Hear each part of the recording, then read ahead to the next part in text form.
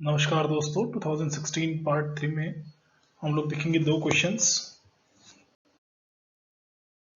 Question number 8A का second part था, consider the system described by the state space equation. Okay, तो आपके पास एक स्टेट स्पेस इक्वेशन दिया हुआ है और उसमें आपको बोल रहा है कि obtain the transfer function of the system. तो ये आपके पास स्टेट स्पेस मैट्रिक्स दी हुई है, ठीक है। ये हो जाता है ए, अगर आप जनरल इक्वेशन से कंपेयर करेंगे तो दिस इज ए। यहाँ पर मैंने उसका फॉर्मेट लिखा हुआ है, x dot is A x t plus B u t, तो ये हो गया बी। उसी तरीके से y is equals to C x t plus D u t. तो जो MIMO सिस्टम होता है उसमें d का टर्म नहीं होता, जो SISO सिस्टम होता है उसमें सिर्फ c होता है, ठीक है। तो ये single input single output system है जिसमें आपके पास c का टर्म दिया हुआ है, c मैट्रिक्स है but d does not exist. तो ये हो जाएगा आपका C मैट्रिक्स। और जो ट्रांसफर फंक्शन होता है जो इस स्टेट स्पेस इक्वेशन से बनता है उसको हम लोग जनरलाइज्ड इक्वेशन उसका डिफाइन किया जाता है C dot SI minus A inverse, यहाँ पर आप देख सकते हैं ये इनवर्स है यहाँ पे, इनटू B प्लस D। अब चूंकि D आपके पास दी नहीं हुई है तो ये टर्म खत्म हो जाएगी, ठीक है। तो ये नहीं रहेगा आपके पास। और आपको एक चीज याद रखनी है कि मैट्रिक्स मल्टीप्लिकेशन है, यहाँ पर जो भी ABC लिखा हुआ है ये सारे मैट्रिसेस है, तो आप इनको इंटरचेंज नहीं कर सकते हैं क्योंकि मैट्रिक्स में कम्यूटेटिव प्रॉपर्टी इस्तेमाल नहीं होती, वो इनवैलिड होती है। इसका मतलब A dot B is not equal to B dot A. तो ये चीज आपको हर समय याद रखनी है, आप यहाँ पर कंफ्यूज नहीं होना है आपको कि this is not there. Okay, A dot B is not equal to B dot A. तो आप इस B को अगर यहाँ पर ले आएंगे और C को यहाँ पर ले जाएंगे तो आप पूरा आंसर को मिस कर देंगे, इसलिए आपको ये इक्वेशन अच्छे से याद रखना है। तो मैं इन एनोटेशंस को हटा देता हूं यहाँ से ताकि आपको एक्चुअल एग्जैक्ट इक्वेशन दिखता रहे, ठीक है। तो यहाँ पर आ गया हमारा एक्चुअल इक्वेशन। सबसे पहले आइए SI माइनस ए को सॉल्व कर लेते हैं। तो I is identity matrix, 2 cross 2 का आइडेंटिटी मैट्रिक्स लेंगे तो आइडेंटिटी मैट्रिक्स क्या हो जाएगा 1 0 0 1, इसको S से मल्टीप्लाई करेंगे तो आ जाएगा S 0 0 S, ठीक है। तो यहां पर आ गया S मैट्रिक्स माइनस A। तो A आपके पास दिया हुआ है -4 -1 3 और -1, ठीक है। इस SI माइनस A अगर आप सॉल्व करेंगे तो आपके पास ये मैट्रिक्स आएगा S प्लस 4, यहाँ पर 1, दिस इज -3 और ये हो जाएगा S प्लस 1। अब इसका इनवर्स ले लेना है आपको, तो इनवर्स के लिए आपको कोफैक्टर्स निकालने पड़ेंगे या फिर एडजॉइंट निकालना पड़ेगा। उसका ट्रांसपोज लेने के बाद आपको उसका डिटर्मिनेंट से डिवाइड करना है, ठीक है। तो यहाँ पर मैंने इसका इनवर्स निकाला हुआ है, इसको कहते हैं स्टेट ट्रांजिशन मैट्रिक्स। ये बहुत इंपॉर्टेंट मैट्रिक्स है, इसको कहते हैं स्टेट ट्रांजिशन मैट्रिक्स और फाइएस भी कहा जाता है इसको, ठीक है। तो ये आपके पास आ गया, इसका इनवर्स निकाल के मैंने डिटर्मिनेंट, इनवर्स निकालने का ही तरीका होता है कि एडजॉइंट लीजिए और उसको डिटर्मिनेंट से डिवाइड कर दीजिए, ठीक है। उसको भी आप कोफैक्टर्स निकालेंगे फिर एडजॉइंट लेंगे, उसके बाद डिटर्मिनेंट से डिवाइड करेंगे। अब इसके बाद आपको सब्स्टिट्यूट करना है इस फॉर्मूले में, फॉर्मूला इक्वेशन नंबर 1 C के साथ मल्टीप्लाई करना है और B के साथ भी मल्टीप्लाई करना है। तो इस इक्वेशन में यहाँ पर C आ जाएगा और इधर B आ जाएगा, जो कि हम लोग नेक्स्ट स्लाइड में देखेंगे। यही चीज मैंने यहाँ पर की है, देख सकते हैं आप, ये है C मैट्रिक्स 1 0 और ये है B मैट्रिक्स 1 1, ठीक है। इनका आपस में मल्टीप्लीकेशन किया और ये जो आपका सेंटर का मैट्रिक्स है ये है SI minus A inverse. Okay, so SI minus A inverse यहाँ पर लिखा हुआ है। अब सबसे पहले इसका मल्टीप्लीकेशन इस मैट्रिक्स के साथ करेंगे तो देखिए दो टर्म बचेंगी आपका, एक यहाँ पे सिर्फ रो वेक्टर बनेगा और इसका अगर आप मल्टीप्लीकेशन इस 1 1 से करेंगे तो आपके पास सिर्फ एक टर्म बचेगा, वो है S divided by S square plus 5S plus 7। और यही आपका फाइनल आंसर है। आपको क्वेश्चन में पूछा गया था ट्रांसफर फंक्शन क्या होता है, तो transfer function of any system is Laplace of output, बहुत इंपॉर्टेंट है, Laplace of output divided by Laplace of input. Okay, so यही ट्रांसफर फंक्शन की डेफिनेशन होती है और यही चीज आपने निकाल ली है। नेक्स्ट क्वेश्चन चलते हैं। नेक्स्ट क्वेश्चन था 8A part 1, explain the rise time, integral square error, integral of time multiplied square error, integral absolute error, integral of time multiplied absolute error. सबसे पहले राइज टाइम से शुरू करेंगे, ये बहुत इंपॉर्टेंट टॉपिक है जिसके ऊपर जनरली सारी बुक्स में दिया नहीं होता, जैसे कि नागराज गोपाल में बहुत प्रिसाइजली दिया हुआ है, ओगाटा की किताब में दिया ही नहीं है। अगर आप ओगाटा की बुक रिफर करते हैं पढ़ाई में तो इस बुक में नहीं दिया हुआ है, ठीक है, ये टॉपिक ये आपको नागराज गोपाल में मिल जाएगा, ड्रॉप में मिल जाएगा, पर आप यहाँ पर से भी समझ सकते हैं इसको। आइए देखते हैं क्या राइज टाइम होता है। राइज टाइम मतलब कोई भी अगर एक रिस्पॉन्स आप देखते हैं, ठीक है, इस तरीके का, या फिर कोई भी एक रिस्पॉन्स इस तरीके का, ठीक है, तो अगर ये आपका फाइनल स्टेडी स्टेट वैल्यू है, अगर ये आपकी फाइनल स्टेडी स्टेट वैल्यू है, तो 10% से लेके 90% तक पहुंचने के लिए जितना भी टाइम लगता है, 10% से 90% पहुंचने के लिए, या फिर 0 से लेके 100% पहुंचने के लिए, दोनों तरीके की डेफिनेशन डिफाइन हो सकती है। 10% से लेके 90% ऑफ द फाइनल वैल्यू, ठीक है, तो 10% फर्ज कीजिए यहाँ पर है, तो 90% यहाँ पर आ जाएगा, क्योंकि आपकी फाइनल वैल्यू इस तरफ आ रही है, ठीक है। तो 10% से लेके 90% तक पहुंचने के लिए जितना भी टाइम लगता है उसको कहते हैं राइज टाइम। तो ये होगी राइज टाइम की डेफिनेशन। अगर मैं सेकेंड ऑर्डर सिस्टम का यूनिट स्टेप रिस्पॉन्स आउटपुट अगर मैं देखता हूं जिसमें जीटा की वैल्यू लेस देन 1 है, मतलब अंडर डैम सिचुएशन केस है हमारे पास, तो आपके पास जो आउटपुट आएगा वो इस तरीके का आएगा, ठीक है। तो 10% समझ लीजिए यहाँ पर है, फाइनल वैल्यू इसकी 1 होती है क्योंकि यूनिट स्टेप आपने दिया हुआ है, तो फाइनल वैल्यू 90% फर्ज कीजिए यहाँ पर, ठीक है। तो यहाँ तक पहुंचने के लिए, या फिर 0 से लेके इस पॉइंट तक पहुंचने के लिए जितना भी टाइम लगेगा उसको हम लोग राइज टाइम कहते हैं। तो इसको डिराइव कैसे कर सकते हैं, मैंने सबसे पहले लिखा सीटी की इक्वेशन। और क्या हो रहा है कि जब राइज टाइम टीआर, मतलब जब ये जो सीटी का टाइम प्रोग्रेस करेगा और ये टीआर वैल्यू पे पहुंचेगा, मतलब उस पर्टिकुलर टाइम पे पहुंचेगा, तो क्या हो जाएगा, सीटी की वैल्यू 1 हो जाएगी। देखिए अगर यहाँ से आपने शुरू किया, ये 0 था, यहाँ से रिस्पॉन्स बढ़ता गया और इस पॉइंट पे आया, ठीक है, ये है टाइम एक्सिस आपका, इस पॉइंट टीआर पॉइंट पे आया, तो सीटी की वैल्यू कितनी हो गई, 1 हो गई। उसी तरीके से हम लोग यहाँ पर सब्स्टिट्यूट कर देंगे, सीटी की वैल्यू मैंने 1 रख दी, टी को मैंने रिप्लेस कर दिया टीआर से, ठीक है। तो जहां जहां टी था वहां पर मैंने उसको टीआर से रिप्लेस कर दिया और सीटी की वैल्यू को 1 से रिप्लेस कर दिया, तो ये दोनों 1 कैंसिल हो जाएंगे, ठीक है। तो आपका इक्वेशन ये जो बचा हुआ था ये 0 के इक्वल हो जाएगा। अब एक चीज यहाँ पर बहुत समझनी है कि ये जो टर्म है एक्सपोनेंशियल टर्म, ये कांस्टेंट वैल्यू को जनरेट करता है या फिर एक नॉन जीरो वैल्यू को जनरेट करता है, ठीक है। This value can not be zero. तो आपके पास सिर्फ ये साइनसॉइडल का टर्म बच सकता है जो कि 0 पे टर्मिनेट हो सकता है, इसलिए हम लोग इस साइनसॉइडल टर्म को 0 से इक्वेट करेंगे, जो कि मैंने नेक्स्ट स्लाइड में किया है। तो साइनसॉइडल के टर्म को यहाँ पर देखिए मैंने लिखा हुआ है कि exponential term is finite, hence we need to equate, मतलब हमको इक्वेट करना है साइनसॉइडल टर्म को 0 से। तो आप साइनसॉइडल टर्म को 0 से करेंगे तो sine inverse of 0 is pi, ठीक है, sine inverse of 0 is pi. यहां से टीआर की वैल्यू आपकी आ जाएगी, TR that is the rise time is pi minus phi divided by omega n into under root of 1 minus zeta square, where phi is tan inverse of under root 1 minus zeta square divided by zeta, ठीक है। ये हो गया आपका rise time, मतलब इतने time पर TR time पे आपका जो रिस्पॉन्स है वो 0 to 100% पहुंचेगा, फर्स्ट टाइम उसको वहां पे फाइनल वैल्यू नजर आएगी, ठीक है। अभी integral square error, integral square error मतलब देखिए बहुत आसान है, एरर उसका स्क्वायर करना है और उसका इंटीग्रेट करना है। एरर फंक्शन को दिखाया जाता है कंट्रोल सिस्टम में ईटी से, तो ये भैया इसका स्क्वायर कर दो, ठीक है, अब इसका इंटीग्रेशन ले लो, तो ये इंटीग्रल स्क्वायर एरर हो गया।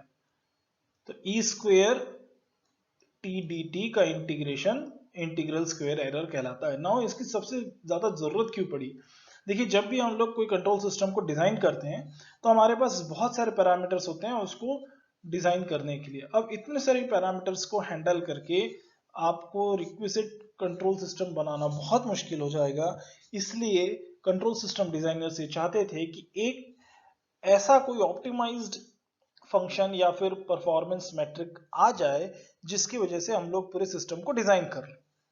तो या एक आ जाए या फिर एक से ज्यादा भी है तो भी कुछ कम फैक्टर्स में ही हम सिस्टम को डिजाइन कर ले, ठीक है।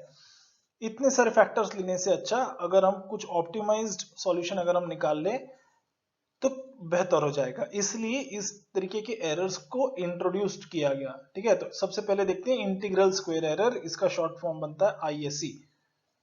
तो इंटीग्रल स्क्वायर एरर का जैसे कि मैंने आपको फॉर्मूला बता दिया यहाँ पे, बिल्कुल इसके कीवर्ड्स पे जाना है, सबसे पहले एरर इक्वेशन लेना है ईटी, उसको स्क्वायर कर देना है, उसको इंटीग्रेट कर देना है, ठीक है। तो यहाँ पर इंटीग्रल स्क्वायर एरर हो गया। देखते हैं इंटीग्रल स्क्वायर एरर से क्या फायदे होते हैं। तो इंटीग्रल स्क्वायर एरर जैसे कि मैंने आपको बताया था, integration of square of error, यहाँ पर मैंने लिखा हुआ है वो फॉर्मूला। तो minimising ISE by adjusting the system parameter is a good compromise between reduction of rise time to limit effect of large initial error. Second point है reduction of peak overshoot and settling time to limit the effect of small error lasting for long time. इसको समझ लेते हैं, first term को लेते हैं reduction of rise time, ठीक है। अभी देखते हैं आपका अगर कोई एक सिस्टम रिस्पॉन्स ऐसे जा रहा है, ठीक है, आप क्या चाहते हैं कि जल्द से जल्द हमारा सिस्टम जो है वो स्टेडी स्टेट वैल्यू को अचीव कर ले। अब यहां पर देख सकते हैं कि ये है आपका टी आर, इतना देर उसको लग रही है इस पॉइंट से इस पॉइंट तक, इतना टाइम सिस्टम को लग रहा है अपना स्टेडी स्टेट वैल्यू पे रीच करने के लिए, ठीक है। तो क्या हो जाएगा जब हम आईएससी निकालते हैं तो वो हम लोग ये चाहते हैं कि ये जो वैल्यू है, जो टी आर वैल्यू है, वो रिड्यूस होके इस तरफ कहीं आ जाए। मतलब आपका जो सिस्टम है वो कुछ इस तरीके से सेटल हो जल्द से जल्द, ठीक है, या फिर इस तरीके से राइज हो रदर, ठीक है। तो राइज टाइम को हम लोग स्मॉल करना चाहते हैं, ठीक है। तो रिडक्शन ऑफ राइज टाइम हो जाएगा, जिसकी वजह से क्या हो जाएगा, जब आपका जो इनिशियल एरर है, मतलब इतना जो टाइम लग रहा है आपके पास स्टेडी स्टेट में पहुंचने के लिए, वो रिड्यूस हो जाएगा। और क्या कर सकते हैं इससे, reduction of peak overshoot and settling time to limit the effect of small error lasting for the long time. इसका क्या मतलब है देखते हैं। देखिए अगर मैं सेकेंड ऑर्डर सिस्टम का ये अंडर डैम्प रिस्पॉन्स देखता हूं, तो अगर मैं इस पीक ओवरशूट को रिड्यूस कर सकूं तो क्या हो जाएगा, यहां पर जो ये एरर आ रहा है जो कि सेटल होने में इतना टाइम ले रहा है, देखिए सेटल होने में टाइम कहां लग रहा है, ये जो साइनसॉइडल जो आगे चल के सेटल हो गई टू फाइनल वैल्यू, ये रिड्यूस होनी चाहिए, ठीक है। ऐसा नहीं होना चाहिए कि आपका जो रिस्पॉन्स है वो बहुत पीक पे गया उसके बाद धीरे धीरे सेटल हुआ, तो ये इस टाइप का रिस्पॉन्स आप कभी नहीं चाहते हैं, ठीक है। This is not at all accepted. आप क्या चाहते हैं कि थोड़े से स्पाइक्स आके तुरंत वो सैचुरेट, आप कुछ इस तरीके का रिस्पॉन्स चाहते हैं कि थोड़ा सा स्पाइक्स आ भी जाए तो भी ठीक है, पर जल्द से जल्द वो स्टेडी स्टेट एरर को मिनिमाइज करके स्टेडी स्टेट में पहुंच जाए, ठीक है। तो स्टेडी स्टेट एरर भी ना आए, जो कि यहाँ पर आपको देख सकते हैं ये है स्टेडी स्टेट एरर, ठीक है। वो एरर जो कि स्टेडी स्टेट अचीव करने पर आती है, जो आपकी रिक्वायर्ड वैल्यू है वो नहीं आ रही है, इसलिए आप उसको एरर कह रहे हैं, ठीक है। तो ये जो एरर आ रहा है जो कि स्टेडी स्टेट में आपको दिखेगा, या फिर ये जो स्मॉल एरर जो आने वाले समय पे आएगी यहाँ पे, उसको हम लोग कैसे रिड्यूस कर सके, ये हम आइडेंटिफाई करते हैं आईएससी से। तो ये बेसिकली गवर्न होता है जीटा की वैल्यू से, ठीक है। तो ये जीटा की वैल्यू से गवर्न होता है, इसलिए हमने यहाँ पर एग्जांपल में लिया है एक सेकंड ऑर्डर सिस्टम का equation, transfer function of second order system, और damping ratio for under damped case zeta less than 1 को मिनिमाइज करना है हमको आईएससी के थ्रू, ठीक है। अगर हमने स्टेप रिस्पॉन्स देखना है तो क्या करना पड़ेगा, स्टेप रिस्पॉन्स का इनपुट लेना पड़ेगा, स्टेप इनपुट, और एरर सिग्नल हम लोगों ने आइडेंटिफाई किया ES is equals to RS minus CS, ठीक है। तो RS की वैल्यू थी 1/S, CS की वैल्यू हो गई ये। अब यहां पर 1/S भी आएगा। अब आपको क्या करना है, आपको ES आइडेंटिफाई हो गया, यहां से हम लोग ET की वैल्यू निकालेंगे, ठीक है। तो ET की वैल्यू कैसे आ जाएगी, ET की वैल्यू भी हम लोग डायरेक्टली निकाल सकते हैं क्योंकि CT इक्वेशन हमारे पास दिया हुआ होता है। सबसे पहले देखते हैं आईएससी का इक्वेशन क्या है, integral E square T of D T, right. तो ET क्या हो जाएगा, RT माइनस CT। अभी RT कितना है, RT की वैल्यू हो गई 1 क्योंकि आपने यूनिट स्टेप लिया हुआ है, तो RT हो गया 1, RT की वैल्यू 1 हो गई। CT की वैल्यू आपके पास पहले से आपने आइडेंटिफाई करके रखी थी, ये पूरा इक्वेशन 1 माइनस ये पूरा इक्वेशन, RT की वैल्यू 1 थी इसलिए वो 1 कैंसिल हो जाएगा, नेगेटिव साइन पॉजिटिव में चेंज हो जाएगी, ठीक है। ये बहुत स्टैंडर्ड इक्वेशन है, आप पुरानी स्लाइड में जाके फिर से CT की वैल्यू को वेरीफाई कर सकते हैं। फाई की वैल्यू मैंने यहाँ पर से फिर से आपके रेफरेंस के लिए लिख दी है। अब इस ET को आप इस फॉर्मूला में सब्स्टिट्यूट कीजिए, ठीक है। इसका स्क्वायर ले लेंगे, इसको इंटीग्रेट कर लेंगे 0 टू इन्फिनिटी। ये डेरिवेशन आपको एग्जाम में लिखने की जरूरत नहीं है क्योंकि 5 मार्क्स के लिए क्वेश्चन पूछा गया था या फिर मैक्सिमम 10 मार्क्स के लिए पूछा जाएगा, तब भी आपको इसका डेरिवेशन करने की जरूरत नहीं है, क्योंकि ये एक्सप्लेन करना चाह रहा है rather than derive the equation. ठीक है, तो आपको घबराने की जरूरत नहीं है, ये बहुत स्टैंडर्ड इक्वेशंस होते हैं इसके। एक बार अगर आप देखेंगे, इनमें एक सिमिलैरिटी है, मैं आपको बताऊंगा बाद में क्या है। अगर आप इसको देखेंगे तो आपको याद भी हो जाएगा एक बार। तो आपके पास आईएसी का इक्वेशन यहां पर आ गया। अब इसको अगर मैं प्लॉट करता हूं आईएसी वर्सेस जीटा, तो आपके पास ये कर्व बनता है। अगर मैं इसको डिफरेंशिएट कर दूं with respect to zeta, equate करूं 0 से, तो क्या हो जाएगा, जीटा की वैल्यू आएगी, एरर हो जाएगा मिनिमाइज्ड, और जीटा की वैल्यू सेटल डाउन होगी 0.5 के पास। इसका मतलब क्या हुआ, आईएसी की जो वैल्यू है वो मिनिमम आती है जब जीटा की वैल्यू 0.5 होती है। ठीक है, ये इसका मीनिंग हुई। पर आप देख सकते हैं यहां पर इसके बाद इसका रिस्पॉन्स फ्लैट हो गया, इसलिए ISC is not the best optimizing metric to optimize the control system. Okay, इसलिए हमको जाना पड़ा integral of time multiplied square error. एक बार फिर से सुन लीजिए फ्रेंड्स, ISC को अगर प्लॉट करते हैं तो आपके पास ये फ्लैट रिस्पॉन्स आया। ठीक है, इसके बाद इस वजह से क्या हुआ, जीटा की कोई भी वैल्यू जब 0.5 के ऊपर जाएगी तो आईएससी में कोई चेंज नहीं आएगा। तो ये जो आईएससी है वो ऑप्टिमाइज सॉल्यूशन नहीं है, ऑप्टिमाइज मैट्रिक नहीं है किसी भी कंट्रोल सिस्टम को डिजाइन करने के लिए। इस वजह से हम लोग नेक्स्ट मूव किए integral of time multiplied square error. इसको भी हम लोग उसी तरीके से सॉल्व करेंगे। ईटी की वैल्यू आपके पास दी हुई है, आप इसको स्क्वायर कीजिए, टी से मल्टीप्लाई कीजिए और उसके बाद इंटीग्रेट कीजिए 0 टू इनफाइनाइट। तो आपके पास इक्वेशन आ जाएगा ITAC is equals to 1 upon omega n square multiplied with zeta square plus 1 upon 8 zeta square. जब आप इसको प्लॉट करेंगे तब आपकी जीटा की वैल्यू आएगी 0.7 के आसपास। ठीक है, अब 0.7 पे क्या हो रहा है, यहां पर वो कहीं आएगी ऑप्टिमाइज्ड वैल्यू 0.7। अब चलते हैं नेक्स्ट टर्म की तरफ, इंटीग्रल ऑफ एब्सोल्यूट एरर। ना integral absolute error, again error को ले लेंगे, उसको एब्सोल्यूट वैल्यू निकालेंगे और उसका इंटीग्रेशन कर लेंगे। ठीक है, एरर ले लिया, उसका एब्सोल्यूट वैल्यू ले लिया और उसको इंटीग्रेट कर लिया 0 टू इन्फिनिटी, तो ये IAE हो गया। उसी तरीके से integral of time multiplied absolute error, तो सबसे पहले आपने एरर ले लिया, उसको एब्सोल्यूट कर लिया, उसके बाद उसको टाइम से मल्टीप्लाई कर लिया। यहां पर से आप जस्ट इन कीवर्ड्स को देख के आप समझ सकते हैं कि आपका इक्वेशन कैसे बनेगा, और उसके आपने इंटीग्रेट कर दिया। ठीक है, तो ये हो गया integral of time multiplied absolute error. अब इन सारियों के साथ परेशानी की क्या दिक्कत क्या थी कि हमको इतने सारे टर्म्स में जाना पड़ा। तो अब हम लोग इस एरर को यहां पर देखिए, वाई एक्सिस वर्टिकल एक्सिस में values of the performance indices है और जीटा की वैल्यू है हमारी एक्स एक्सिस पे। और इन सारे ग्राफ्स को एक बार आप देखिए, ये है ISC का प्लॉट, ये है IAE का प्लॉट, ये है ITSC मतलब integral of time multiplied square error, और ये है integral of time multiplied absolute error. जब आप देखेंगे IAC इज मोर और लेस फ्लैट फ्रॉम 0.5 ऑनवर्ड्स। ठीक है, तो इसमें कोई भी चेंज आने से आपको यहाँ पर IAC में रिफ्लेक्ट नहीं हो रहा है। और IAE जो है वो बहुत ज्यादा सेंसिटिव है। ठीक है, ITAE is more sensitive, hence ये भी बहुत अच्छा पैरामीटर नहीं हुआ। तो आप कह सकते हैं कि IAE और ITSC can be the optimised parameter. ठीक है, तो इसमें से आप एक सिस्टम को डिजाइन कर सकते हैं बहुत आसानी से। तो यहां पर मैंने इसके चारों पॉइंट्स लिखे हैं।